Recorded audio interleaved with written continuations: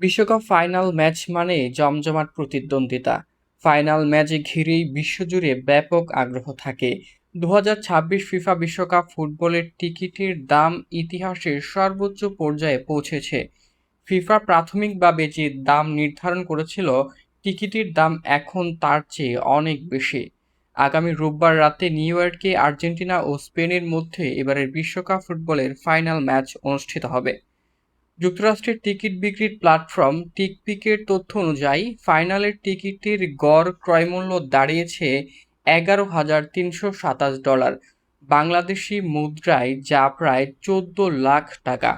যুক্তরাষ্ট্রে অনুষ্ঠিত যে কোনো ক্রীড়া অনুষ্ঠানের জন্য এখন পর্যন্ত সর্বোচ্চ এটি। ফাইনাল খেলা দেখার জন্য সবচেয়ে সস্তা টিকিটের দাম $6,943।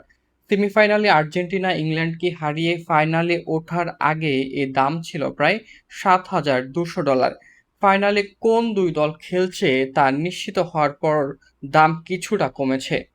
এখন পর্যন্ত ফাইনালের সবচেয়ে দামি টিকিটের দাম $28,479।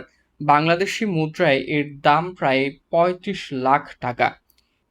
নিউ জার্সির মেটলাইফ স্টেডিয়ামের 115 সেশনের দুটি আসনের টিকিট বিক্রি হয়েছে এ দামে, অর্থাৎ দুটি টিকিটের মূল্য $56,958। পিকটিকের হিসাবে যুক্তরাষ্ট্রের ক্রীড়ার ইতিহাসে গড় টিকিট মূল্যের দিক থেকে সবচেয়ে ব্যয়বহুল ক্রীড়ার তালিকায় এখন সবার শীর্ষে বিশ্বকাপ ফাইনাল। এদিকে ফ্রান্স ও ইংল্যান্ডের মধ্যে অনুষ্ঠেয় তৃতীয় স্থান নির্ধারণী খেলার সবচেয়ে কম দামের টিকিটের মূল্য প্রায় $900। ইংল্যান্ড সেমিফাইনালে আর্জেন্টিনার কাছে হেরে যাওয়ার পর এই ম্যাচের টিকিটের দাম প্রায় $300 কমেছে। টিকিট সংগ্রহের প্ল্যাটফর্ম সিটপিকের তথ্য অনুসারে সামগ্রিকভাবে 2026 বিশ্বকাপ ফিফার 96 বছরের ইতিহাসে সবচেয়ে ব্যয়বহুল আসর। টুর্নামেন্ট শুরুর সময় টিকিটের গড় মূল্য ছিল $1,622। সেমিফাইনালে তা বেড়ে দাঁড়ায় $4,162। তবে টুর্নামেন্টের পুরোটা সময় যে টিকিটের দাম ঊর্ধ্বমুখী ছিল, বিষয়টি তা নয়। টিকিট পুনরায় বিক্রয়ের বাজারে কয়েকটি ম্যাচের টিকিটের দাম উল্লেখযোগ্যভাবে কমে যায়। বিশেষ করে স্পেন ও বেলজিয়ামের কোয়ার্টার ফাইনালের আগে যুক্তরাষ্ট্র ও ক্রিস্টিয়ানো রোনালদোর পর্তুগাল বিদায় নেয়ার পর ওই ম্যাচের টিকিটের দাম প্রায় 60% পর্যন্ত কমে যায়। 2026 বিশ্বকাপ ফুটবল টিকিট যখন প্রথম দফায় উন্মুক্ত বিক্রি শুরু হয়, তখন ফাইনালের ম্যাচের টিকিটের দাম সর্বোচ্চ $10,990 রেখেছিল ফিফা।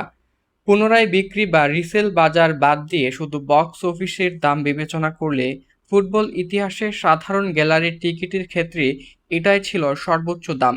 তবে ফিফার টিকিট বিক্রয় পদ্ধতি নিয়ে দর্শক সমর্থকদের মধ্যে বিভ্রান্তি আছে। ফিফা এবারে সব টিকিট ছাড়েনি।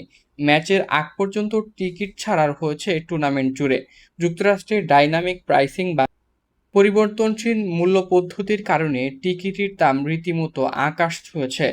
ফলে এবারের বিশ্বকাপ ফুটবল মূলত ধনীদের বিশ্বকাপে পরিণত হয়েছে। এ নিয়ে সমর্থক দর্শকদের ক্ষোভ সৃষ্টি হয়েছে। ফলে বিশ্ব ফুটবলের নিয়ন্ত্রক সংস্থা ফিফা জানিয়েছে 2030 বিশ্বকাপের টিকিট বিক্রির কৌশল পর্যালোচনা করা হবে।